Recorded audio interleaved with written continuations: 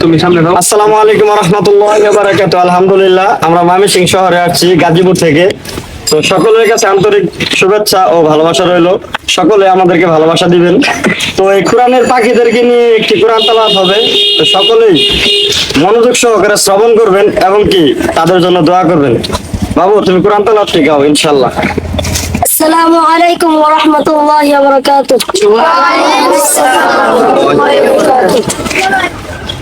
আউযু বিল্লাহি মিনাশ শাইতানির রাজীম।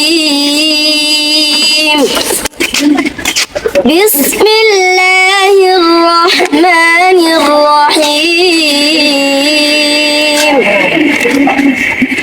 ألم تر إلى الذين بدلوا نعمة الله كفرا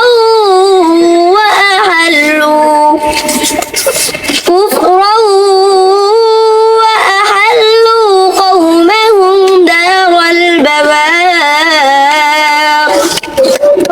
جهنم يصلونها فبئس القرار وجعلوا لله أندادا ليضلوا عن سبيله قل تمتعوا بكفرك قليلا قل لعبادي الذين آمنوا يقيمون الصلاة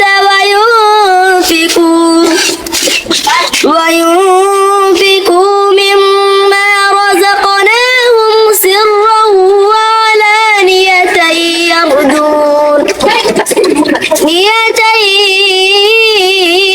يرجون تجارة لا تبور صدق الله العظيم. মাশাআল্লাহ মাশাআল্লাহ। আল্লাহ তাআলার মধুর কোরআনের বাণী যে কতটাই মধুর না শুনলে বোঝা যায় না। তো এই কোরআনের পাখিরা কত সুন্দর মধুর কোরআন তেলাওয়াত করছে, যেটা আমরা পারি না। দেখ, আলহামদুলিল্লাহ, দোয়া করবেন আমরাও যেন শিখতে পারি এবং কি সকলেই যেন এখান থেকে একজন হাফেজ হয়ে একজন আলেম হয়ে এই মাদ্রাসা থেকে বের হতে পারে। সকলে দোয়া করবেন। সকলে ভালো থাকবেন, সুস্থ থাকবেন। আসসালামু আলাইকুম ওয়া রাহমাতুল্লাহি ওয়া বারাকাতুহু।